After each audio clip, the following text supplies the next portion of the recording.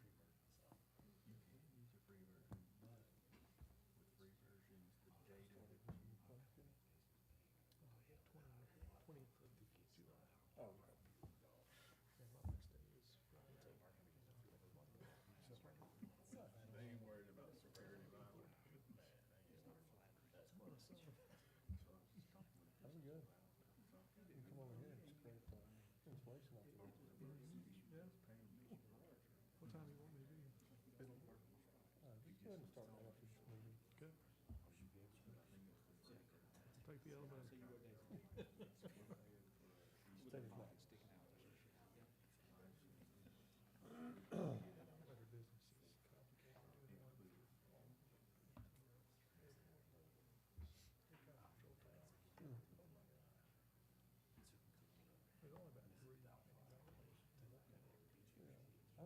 so expensive. I mean, I ain't gonna buy a new box. It's just.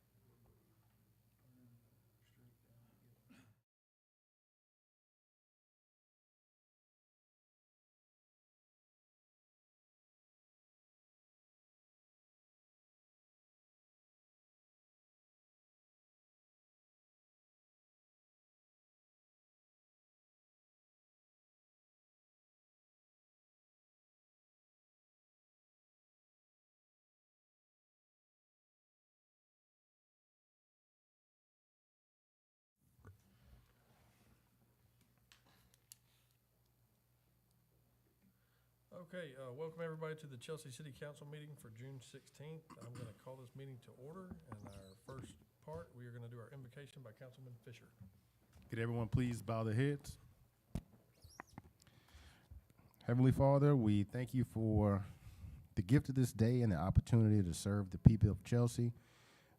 We are grateful for your continued protection over our city, our families, and our community.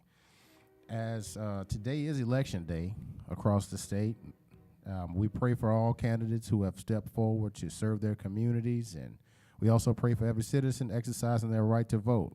So we grant discernment. We also grant wisdom and understanding as decisions are made, and may those choices help move our state and our communities in a positive direction. We ask that you grant wisdom, unity, and sound judgment to our mayor, city council, planning commission, staff, and all who serve the public. Help us to guide our decisions and our discussions tonight so that they reflect integrity, fairness, and commitment to the common good. Please continue to watch over the city of Chelsea and bless all who call it home, Father. In your son Jesus' name we pray. Amen. Amen. Amen. Thank you. Next up is our Pledge of Allegiance, Councilman Grace. Please rise and face the flag. Attention, salute. I pledge allegiance to the flag of the United States of America and to the republic for which it stands, one nation, under God, indivisible, with liberty and justice for all. Ms. Etheridge, if you'll please call the roll. Jonna Barnes, Present. Scott Wygan, Present. Chris Grace, Present. Arthur Fisher Jr., Present. Casey Morris. Present. All right, we do have a quorum. First up is the approval of the agenda. Do we have a motion for that? Council President, I make a motion that we approve the agenda as written. All right, we have a motion. Do we have a second? Second. Do we have any discussion? All in favor say aye. Aye. Any opposed say nay. All right, the agenda is approved. Next up is the approval of the minutes. Do we have a motion for that? Hearing no changes, additions, or deletions, I make a motion, we approve the minutes. All right, we have a motion to approve the minutes. Do we have a second? Second. Is there any discussion? All in favor say aye. Aye. Any opposed say nay. All right, the minutes are approved, and on to council business. Excuse me. First up, we will have the first reading for the proposed ordinance ending in 1047, and this is to approve a rezoning request submitted by Connor Farmer at High Point Properties for property located on Essex Drive. The parcel numbers are listed. It's 28 acres, and he is wanting to go from agricultural AR to R1 residential. Mr. Howard, if you'll please do the first reading. Ordinance to rezone parcel 09420-4-001-001 and 09-4-20-1-001-007 from AR to R1 is at 18760 Essex Drive. It is 28 acres to be used for 20 lots, and it has been approved by the city engineer. Okay, that was the first reading. And next up, we will have the public hearing for that ordinance, 1047. At this time, he's already grabbing it. We do have some signups. We will open the public hearing. Thank you. At first, I will ask the developer to come up and do your proposal.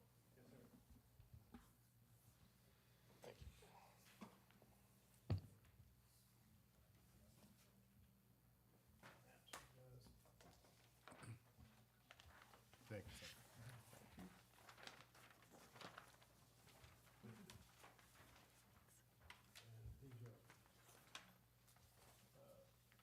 The conditions that we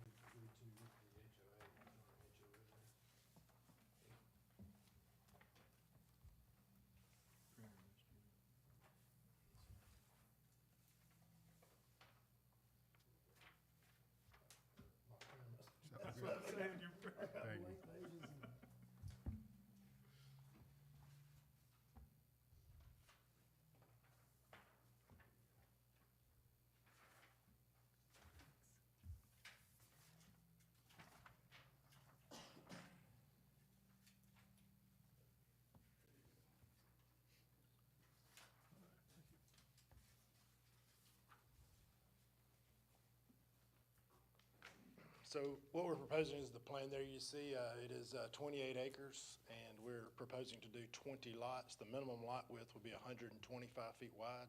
I think all but 3 of the lots will be over an acre. The 3 that are under an acre are very flat, where you wouldn't have any problem with a house and field lines. We've met with the HOA of the adjoining subdivision. Several of the residents showed up at a meeting that we had at the community center, and we've agreed to adopt the covenants and restrictions that they've given us, with a couple of minor variations that allow us to do some things that are more modern, like instead of being all brick, we do brick, stone, and hardy plank. Also allowing us to leave some natural areas and not clear inside the entire front yard like is in their covenants. But other than that, we've pretty much agreed to everything there. We want to make it part of the zoning conditional on maximum of 20 lots, a minimum lot size of 0.8 acres, a minimum lot width of 125 feet. No lot can be further subdivided. We've agreed to place a $15,000 bond if there's any road damage done to the road going in while we're under construction, that we will, fix any damage that's done to that road there on the entrance road.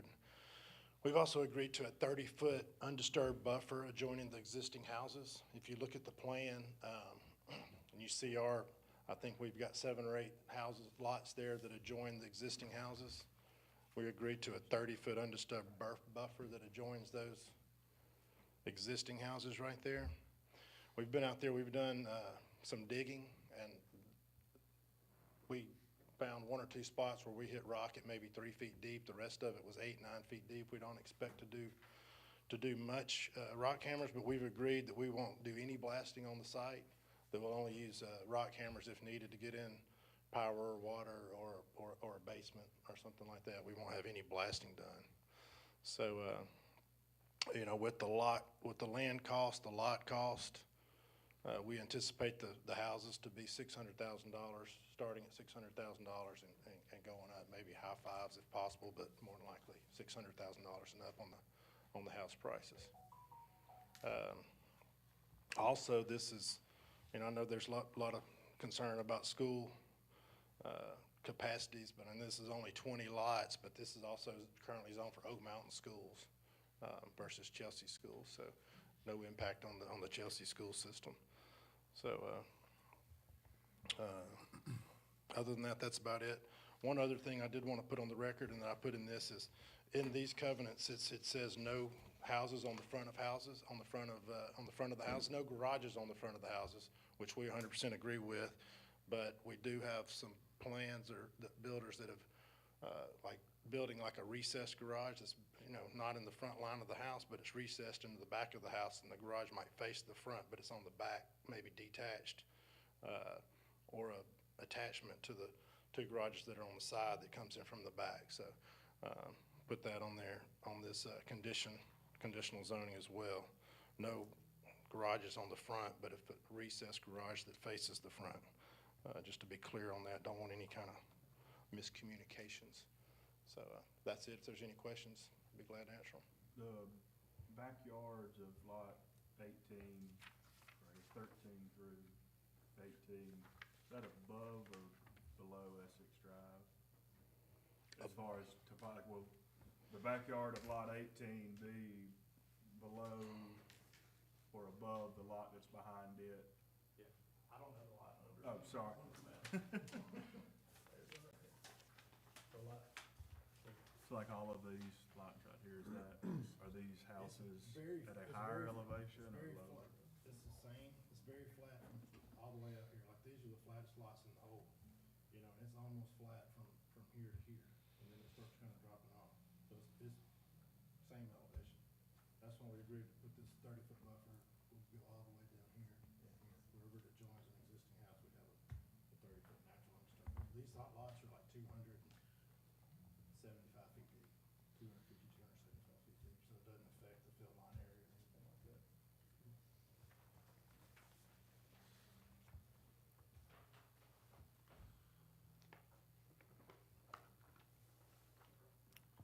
thank you. I'll call on our first person, and then I'll let you come back up at the end to answer questions. So when we start this, I'll ask you to come up. You got 5 minutes. We need you to state your name and address, and please be polite with the rest of the people that want to speak.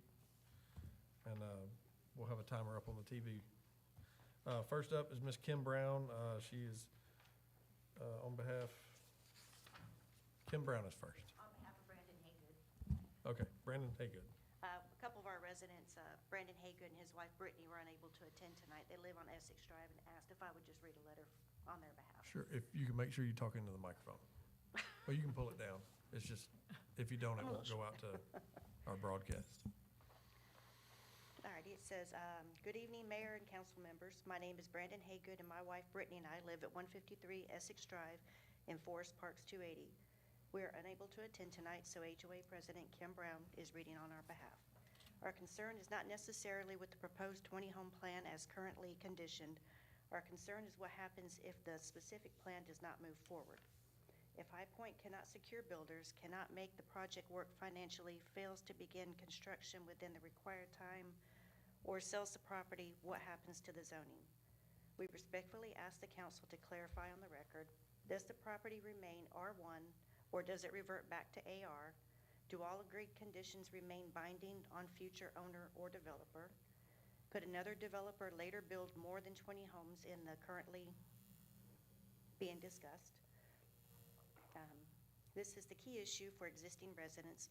A 20-home development with strict conditions is one thing, but if the rezoning could later allow a much larger subdivision, potentially 50 homes, that is a completely different impact. 50 homes could mean 100 or more additional vehicles using Essex Drive and US Highway 280. That intersection is already difficult, and we understand AlDOT would not allow a traffic light. If any higher density development is ever considered, major road improvements, including dedicated turn lanes similar to Highland Lakes and Chelsea Park, should be required first. Before final approval, we respectfully ask that the City Council make clear in the approval documents that this zoning is tied to the specific 20-lot plan and all agreed conditions.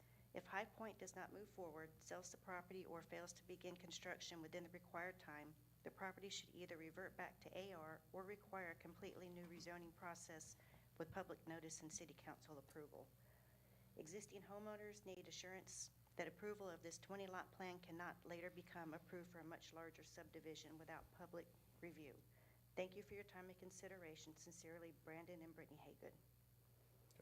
Thank you. Did you want the copy of this? Yeah, please. Are you going to speak on behalf? No, I was going to let the residents. Okay. Unless you have any questions for me, of course, I'm here. No, you made a statement at the planning and zoning, so I wasn't sure. No, we're good. Okay. Thank you. Next up is Jason Carmack.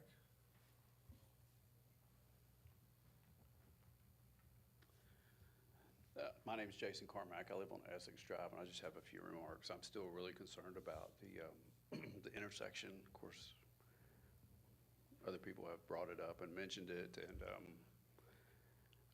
I think roughly a conservative estimate, if we go forward with the rezoning, it'll probably move from, 1,200 cars a day to over 1,400 cars a day coming through that intersection. And that's a very conservative estimate on my part. I know AlDOT's probably not going to do anything, but I think, it's only but for the grace of God we haven't had a fatality there. I've seen a lot of fatalities. I've been a police officer for 25 years, and spent a good portion of time in a traffic homicide unit. And so it's very close to home. I've seen a lot of fatalities on 280 in particular. So this concern, I see my kids, my neighbors' kids drive the intersection. I see my neighbors drive the intersection, and it's terrible. And until the intersection is fixed, I just don't think we ought to be adding any homes. That's just my personal opinion, and I know it's probably not going to change anything, but I wanted to voice it. And also, my other concern with this project has been blasting. I know the developer said there will be no blasting, but what if you come across a spot and that's the only alternative? What assurances do we have that you won't do that? And if you do, that we'll be made whole. So those are my concerns and my questions. Thank you. Thank you. Next up, we have Heidi and Steve Messer.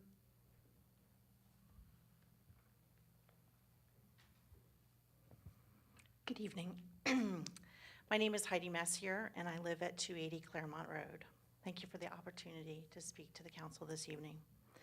I'd like to focus my comments on this proposed rezoning development on traffic concerns, and forgive me, some of them have been redundant already this evening. The front entrance of my neighborhood, Forest Parks 280, is being proposed as this new development's access point to Highway 280. This intersection of Essex Drive and Highway 280 is already a big traffic safety concern.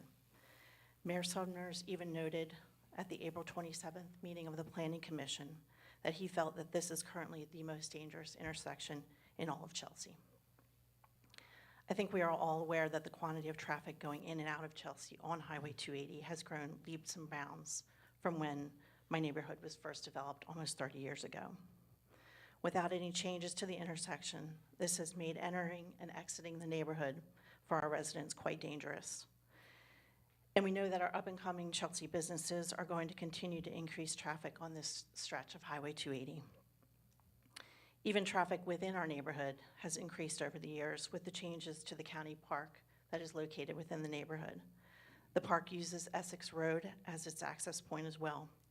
The boom of youth soccer clubs using the fields, high school band camp, the addition of pickleball courts, and the addition of more hiking trails have all added to traffic using that intersection. Now, I fully understand that this is not the forum to ask for a traffic light or changes to acceleration or deceleration lanes. I understand that that falls under the DOT. However, this is the forum to ask that no new development be approved to use our neighborhood as the Highway 280 access. I'm not opposed to development of this property, but it needs to have another entrance other than using the Forest Parks 280 entrance at Essex Road. I'm asking that Chelsea be proactive in addressing these issues. Please, let us not have any fatalities at this intersection before something can be done. Please do not approve any rezoning request that uses Essex Drive as its access point. Thank you for your consideration. Thank you. Next up is Roger Fowler.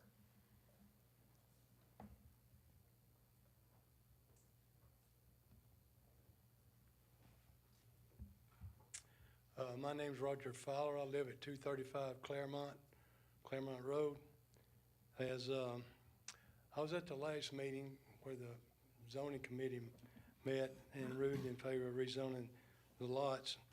And I spoke at the last meeting, and I also mentioned that, as some others have already mentioned, that Forest Parks 280 intersection there is one of the most dangerous intersections in Shelby County, just about. Plus, I know it is in Chelsea. But I got to looking over the bullets I had here, and a lot of my questions have already been answered or been mentioned. But one of my main concerns is now that the people at the soccer field, they're using our intersection for turnaround to go back to the soccer fields during soccer games, plus people are using our turnaround to go to the Shelby County Municipal building there for car tags and all that other information they need. But it's I went out the other day on 280, and there was about 7 or 8 cars waiting to use our entrance to our subdivision as a turnaround, and they had our people blocked in our neighborhood.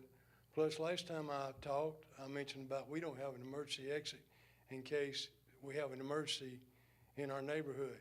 We just a couple of weeks ago, we just lost power for 20-something hours. We had a gas fire, and the gas company and the Alabama Power Company were blaming it on each other, and so we were without power for 20-something hours.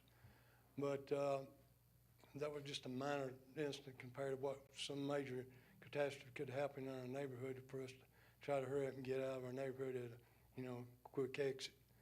But my main concern is that as others have mentioned, is our kids going to school, crossing that median, and then trying to take left to get to Chelsea High School.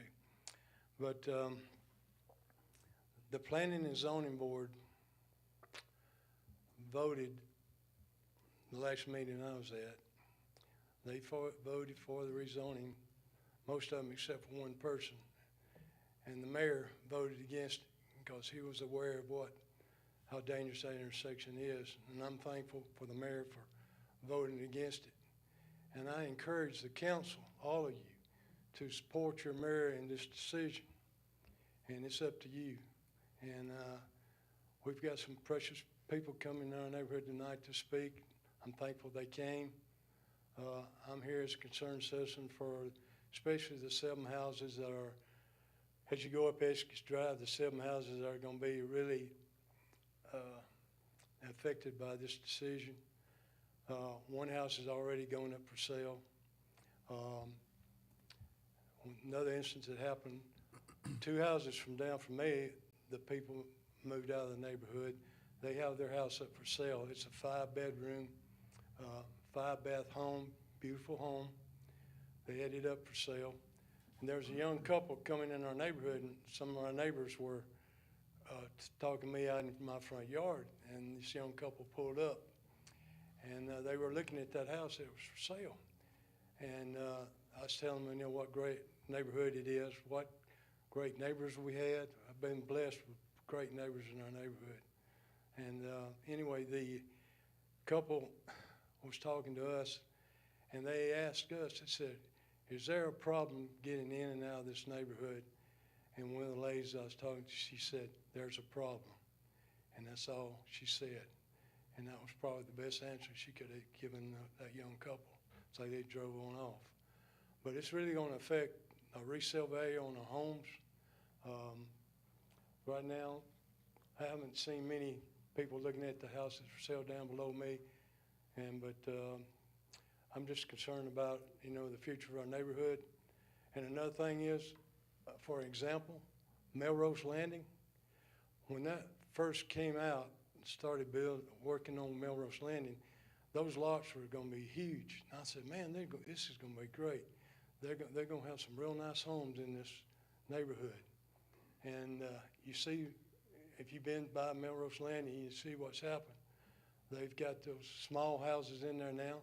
And one of my neighbors was telling me he had a friend that bought a house in Melrose Landing. He had an inspector come in there and inspect the home before he moved in, and the inspector advised him not to buy the home because he said in a year he was going to have problems with the roof. Okay, the guy tried to get his money back, couldn't get his money back out of where he made the deposit on the house, but he eventually got his money back, and the only way he got his money back, somebody else bought the house.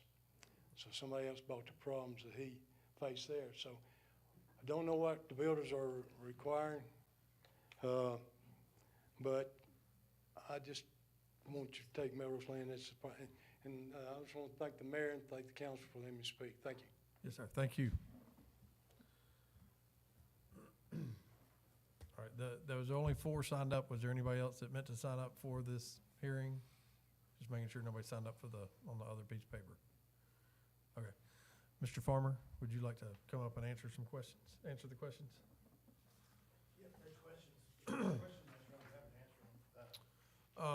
They specifically, there was one about blasting. Yeah, like I said, these conditions that I've given you, I want them to be part of the record. I want them to, it to be conditional zoning based on those conditions. And one of those conditions is no blasting. I mean, I'm not saying we won't have to rock hammer, but we won't be doing any blasting. If we got a rock hammer for a water line or a basement, then we're rock hammer, we're not doing any blasting. I'd also like to, I assume, like other places in Jefferson County, Shelby County, if you get a zoning and you don't start construction on that zoning, on that plan within a year, it reverts back to the original zoning. Does Chelsea have that same? That's correct. Yeah, I was going to bring that up next. So I assumed you guys had that like everybody else. So I was just hoping, maybe you guys could tell the public that so they would understand it, that if you do approve this, we are required to do what is on that conditional list. And then if we aren't able to secure builders and go forward with the project, then it does revert back to the current zoning. And nobody can come in and do anything different than what we've gotten approved here. And I understand the traffic situation. It is kind of an awkward turn-in right there. That is about a 220 lot subdivision. What we're proposing to do here adds probably less than 10% to what the existing situation is. Just wanted to point that out, but I appreciate you guys hearing me.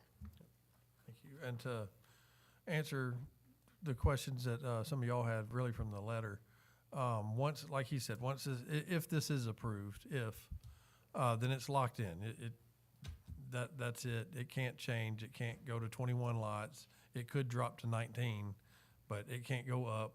And then if they don't do anything for a year, then it'll revert back. And that, I believe the state law states, and you can probably help me with this, that if they don't get a shovel out there and do something, then at 1 year mark, it reverts back to what the previous zoning was. Is that? I believe that's correct. So I'm not a lawyer, so I'm trying though, but that's how it works. Is there anybody else who would like to speak or ask any more questions before we close the public hearing? Okay, we will close the public hearing. And this will be on the first agenda in July to vote on.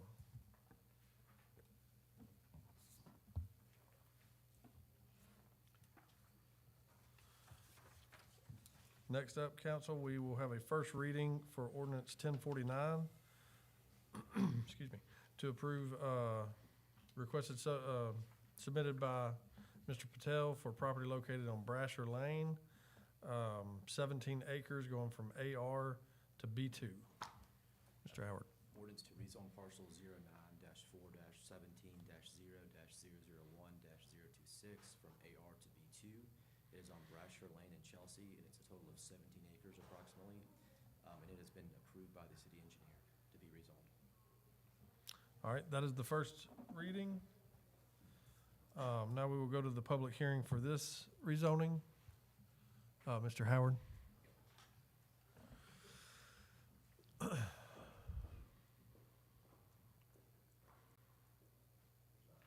Nobody signed up for that one? Okay.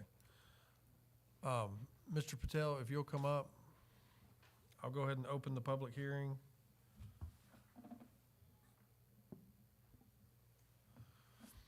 Would you like to tell us about your plans and your proposal? Yes, sir. Good evening, everybody. My name is Hasid Patel. I've been living in Alabama for almost 35 years, and I'm trying to develop this property. My plan is developing a retail, some restaurant, possibly gas station, and as we communicating with the council member and everybody that we may need some kind of entertaining bowling alley or something. So we're trying to developing different variety of what city needed and whatever, we're still communicating with the council member and with the mayor too. Whatever is required, we will try to develop that around here. Very good. Council, oh, sorry. I did have some concept drawing, which is, I do have on the phone. If anybody like to, I bring it, I think, before when we met, but can I give it to them to maybe they can put on the TV? Ms. Etheridge, do we have that to put up on the TV? I do not have that. No. Can you email it to her? Yeah.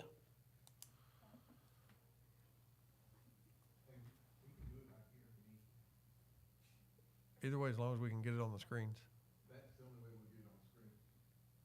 You want to bring it back here? Yep.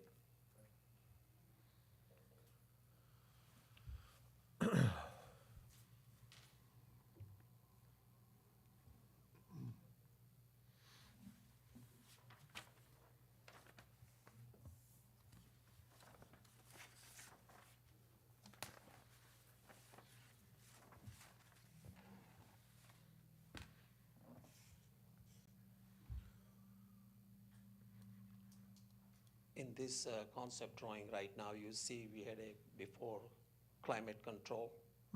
but as we find out that is not any, already have enough and not needed for it, so we're changing that really to Okay. the entertaining, any like bowling alley or something. Okay.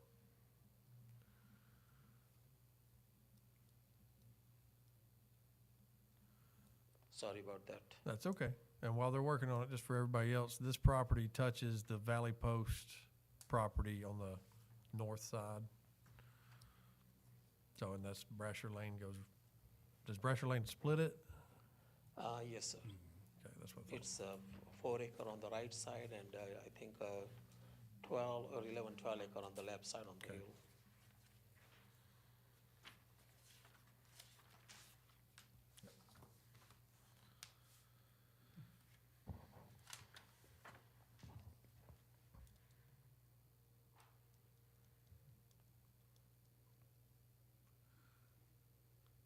How we doing, Mr. Morris?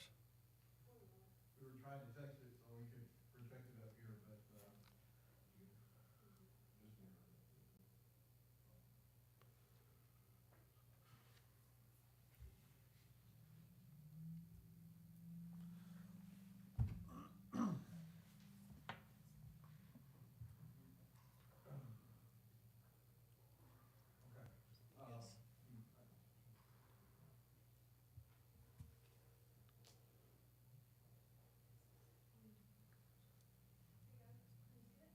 Yep. On the, I think as we can see on the left side is 280.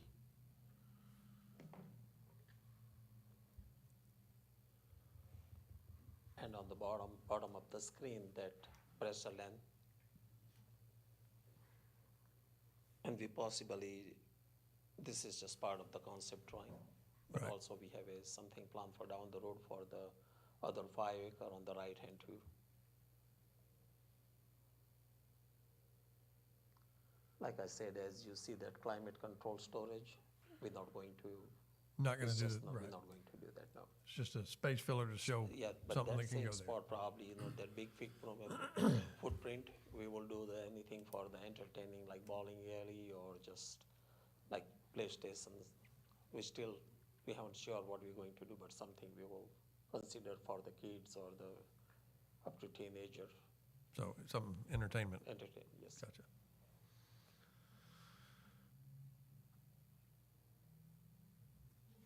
Okay, council, what questions do y'all have? Your entrances are coming off of Brasher Lane, not off of 280. No, sir, it's coming from the pressure. I believe it's very hard to get any access from 280, but we are trying to request exit only. Okay. We did speak to, and they said they will consider, we are still communicating with them too.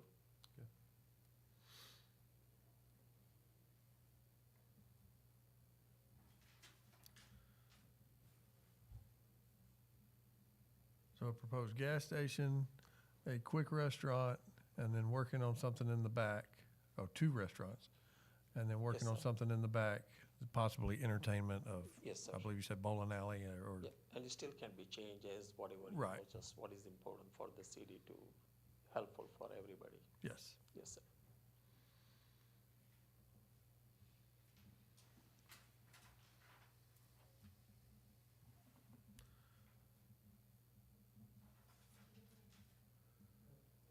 Yep, thank you guys. Thank you. Thanks for opportunity. Thanks for hearing me out. Thank you. Yep, thank you. Council, do y'all have any questions? Is there anybody here that didn't sign up that would like to speak or ask a question? Okay, I think you're good. Thank you. Good Thank evening. you. Okay, we will close that public hearing.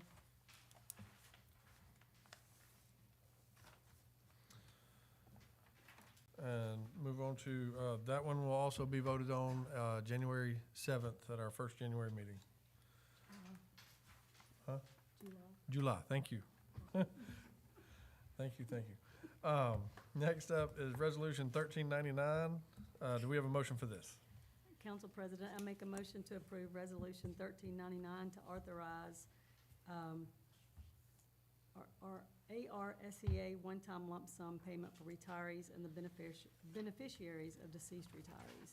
All right, we have a motion. Do we have a second? Second. Got a motion and a second. Any discussion? Mayor, would you like to give some details on this? Yeah, it's just like Councilwoman Barnes said, this is a one-time bonus for retirees and the beneficiaries of any deceased city retirees. And it's a one-time cost to the city of $864. Very good. All right, council, any discussion? All in favor say aye. Aye. Any opposed, say nay. All right, that is approved. Next up is Resolution 1400. Do we have a motion for this? Make a motion, we approve Resolution 1400, declare property surplus and authorize its donation or disposal. All right, we have a motion. Do we have a second? Second. Is there any discussion on this one? Mayor, will you give some details on that? Yes, this is just surplus property that's been in the basement of City Hall for, I'm guessing, the last 22 years. It's miscellaneous electronics, furniture, and random items that have accumulated since then. And this is part of the finishing out upstairs of City Hall. We're going to be moving record storage into the basement, so having to clear out to make room for all that. Doing some housekeeping. All right, council, is there any further discussion? All in favor say aye. Aye. Any opposed, say nay. All right, that is approved. Next up is the city bills. Do we have a motion? Mr. President, make a motion, we pay our bills. We have a motion to pay the bills. Do we have a second? Second. We've got a motion and a second. Any discussion? All in favor say aye. Aye. Aye. Any opposed, say nay. All right, we'll pay the bills. Next up is our mayor's report. All right, I'm going to go ahead and I'm going to let Ms. Dana go first. Thank you. Summer reading is still going strong. We had our teen trivia program today. We had 2 teams, and they were going at it pretty hot and heavy when I left. You could hear them all the way through the library having a blast. So musical Munchkins this Thursday is canceled. The instructor's out of town, so it'll be back next Thursday, so don't come to the community center on Thursday expecting that. Wednesday at 2 is our K-5 program, and they're going to build dinosaurs.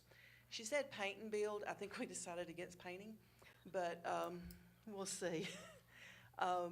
We will be closed on June the 19th for Juneteenth. We will reopen on Saturday with Pokemon and chess. Monday the 22nd is our Beyond Books Trivia Night. It's family trivia this time, and it is America themed, so all things America. There's no telling what it'll be. Get your team together and sign up. They always have a blast when they do that. And that's at 6 o'clock on the 22nd. Safe House is still doing programs on Mondays at 10 for our tweens and teens. And really good turnout last week. They have a craft and just kind of talk to them. I think this year's themes just themselves, thinking about themselves, what's important, you know, how, you know, you respond to people, how they respond to you. It's a really good talk and a great program. And then on the 23rd, The Good Dinosaur at 1 o'clock at the community center. And for those of you following the episodes of the Dino Hunter and Dino Dewey, episode 2 dropped today of The Hunt. So y'all go to Facebook, and if you've not started watching it, you need to watch it from the beginning. Lisa's doing a great job with this. So, but thank y'all, and see you later. Thank you. Brandy, you got something?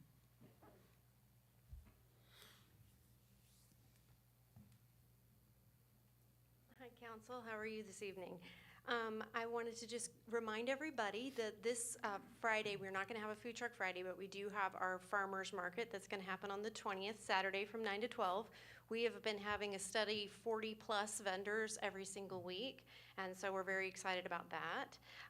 And then we obviously have Chelsea Fest. I got my Chelsea Fest shirt on, so I'm going to real quick try that again. We're going to try mirroring. And I thought I would just show you a few things, and then that way hopefully the live stream will pick it up as well. Obviously, we have the new event space a lot of people ask about. It's on 280 over by Metro Storage. A lot of these pictures are going to be on social media now. They've all been updated on the chelseafest.com website. This is an actual rendering of the location, and I even put cars on there so I can kind of adjust to see how many cars we have. It's got the lighting, everything you could need. It has VIP parking, vendor parking. And then there's different slides that show you all the information, obviously, all of our vendors, our entertainment that will be there. But we have like a close-up here, so you can see the tents, you can see the kids zone, and this is actual sizes. So as I mentioned before, it's 10 acres space bigger than what we've had in the past where the Target's gonna go. So we have a lot more square footage to work with. It's about 100 feet wider and 100 feet longer. So that is good space for us to use, even though we have 10 to 15 more vendors than normal for our tents. We have a special entrance there for our vendors and VIPs, our handicap entrance. We have EMT on site, the sheriff, all of those things accounted for. A large amount of extra restrooms. We did more than normal.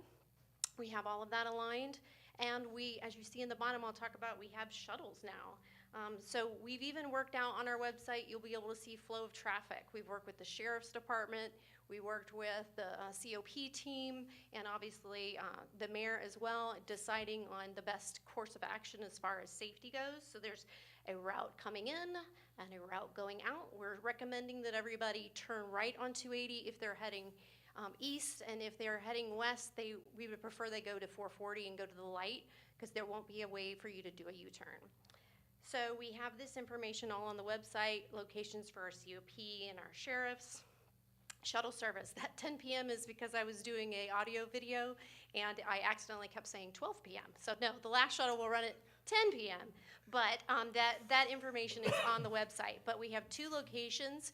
We've worked with Chelsea Community Church at the front of Chelsea Park, and there'll be a shuttle running there. It's a 28-passenger bus. There's 250 spots in this location. We do recommend that if people are going to use this location, that they don't bring coolers and tents, because you have to kind of hold everything with you. So try to limit that. Obviously, they'll accommodate strollers and wheelchairs and that type of thing. And then from the Publix location, you'll see the shuttle is over in the grassy area by Chelsea Comprehensive. So they can come in on Chelsea Crossroads, do a loop in front of Publix, pick up guests, and then come back out and go back to the location over on 440 and 280. This shuttle is a 32-passenger. We're estimating about 300 parking spaces directly in front of it, but as you can see, there's lots of area around there. So that will hopefully accommodate, because we have about 1,400 spaces on site, and then we'll have an additional 550 that we can add on for residents who want to be at our location enjoying the fireworks. The fireworks are going to take place at the ABC location. That's actually been edited because we had one of our sponsors come and clean that whole area up. So that will be where they shoot from, so it'll be right behind the stage. We have everything on the site that people could need. This is the amount of vendors we have. We have so many, we ended up having to place some of them next to our stage, and we'd like to thank Boardman Car and Big Drip and McDonald's for being big sponsors. So I've pretty much done every kind of little map you could do. So hopefully you guys know where to go. I hope all of you can be there. We'll have a full staff of individuals helping on site. I want to thank our Parks and Rec team, our COPs, our maintenance team. They're all doing an amazing job helping with this. And I mean, honestly, I knock on all the woods. We're ready. We're ready to do this. So thank you for everything and all the support and all the encouragement, because it's meant a lot. And I'm just praying to the Jerry Roberts gods everything goes as well as she's done it for the last 20 years. All right? So I guess I'll see you guys very soon. Thanks. Thank you, Sue. Yeah, we've got a whole lot going on in the city and the library, so a lot to do in Chelsea. 2 things that I wanted to go over tonight is, one, there's been some talk and people requesting that the city start doing yearly independent audits of our finances. Well, state law actually requires you to, and so we have those on our website if anybody wants to check those out. If you go to the, you pulling it up, Wayne? If you go under the departments tab at the top, go to finance, and you'll see financial audits. You click on that, and it takes you to all of the independent audits since 22, 23, 24, and 2025 is being finalized right now. So as soon as it's done, it will be posted. But all of that's in accordance with state law, Code of Alabama, Section 114385, that says the mayor shall provide for and cause to be made an annual audit of the financial affairs and transactions of all funds and activities of the municipality by an independent public accountant for each fiscal year of the municipality. So all those are available for anybody to take a look at and, see the yearly required audit. And along those same lines, one of the things that I talked about back when I was campaigning was that we were going to be transparent, we were going to have our budget online. I'm happy to say that that is now online. Thanks to Ms. Etheridge and our finance director, Wayne Barber, they have been working to get this up and running on the website, and we're going to put a link on the homepage also, but right now, again, you go to the departments, and then go to finance, and it will say city budget. You click on that, and it's gonna take a while if you hadn't already opened it, Wayne. But it's a large document, so when you click on the link, it takes a little bit to download. But you can go on here, and if you go to the fund budget information, Wayne, it'll have a drop down. And it's got total budget summary, general fund. It goes through every fund that we have available to the city. You can click on those, and it gives you a breakdown. It kind of gives you a narrative to try and explain each one. Under that, then next you've got department budget information. So if you want to go and look at, let's go to fire department. And you scroll down, it gives you a narrative, but it shows you what their yearly budget is. Keep going. Shows you all the revenue they bring in. Then you get to expenditures, and it's by expense type. And one of the things we talked about is we want to be fully transparent. So if you keep going, you will see every line item in that budget. All of those different colors is everybody that we're writing a check to for anything. So you can click on those and see how much those are. I mean, full transparency. You can see where every dollar of your tax money is going. So you can do that for every department we have. You've got general administration, COPs, the community center, fire department, library, maintenance, parks and rec, public safety, and streets and roads. The next tab is the capital projects overview. And you can go on this, and it just shows you all the capital projects that we're currently working on in the city, how much they cost, and it gives a narrative of what each one of them is. Expenditures by fund. So, yeah, I mean, it's just like the fire department. You can see where every bit of your money is going. And then one thing that I know people are gonna enjoy, so we'll go ahead and hit on that, is the very last one on the bottom is the debt service overview. And so if you click on the, which one? Debt by type will be the best one. And yes, so it shows that we currently have debt totaling $26.5 million as a city. And that's in the form of 4 bond issues that we have and 4 bank loans. All those are broken down. You can look at each one of those, see how much they are, see how much we paid so far this year. And one thing about this budget book also, it's updated quarterly throughout the year. So you can go and follow along throughout the year and see how payments have been made, any additional, if anybody else has popped up on there that we're writing checks to, they're gonna be on there. And one thing that I want to kind of, $26 million sounds like a lot of money, and it is. But if you look at it like a budget for your house, if you owe $250,000 on a mortgage, $40,000 on vehicle loans, and $10,000 on credit card, you're $300,000 in debt. And you make $100,000 a year. So that's really what this is looking at. So we're at $26.5 million in debt, but we have a budget of $21 million a year. So the $26.5 million in debt is nothing that is gonna break the city. You can look around at surrounding cities our size and see that this is really a drop in the bucket.